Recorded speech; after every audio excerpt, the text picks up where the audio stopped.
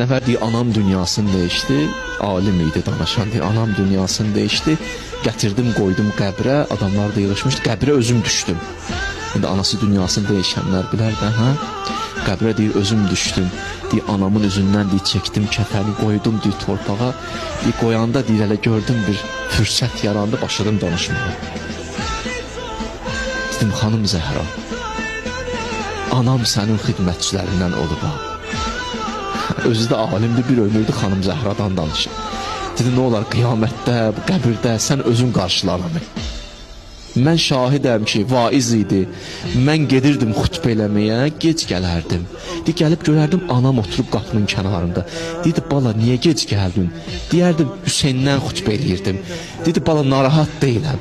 Sən Hüseyndən xutbə eləyirdin, mən də dayanırdım, öz-özümə danışırdım ki, mən neyinirəm bəs Hüseyn üçün?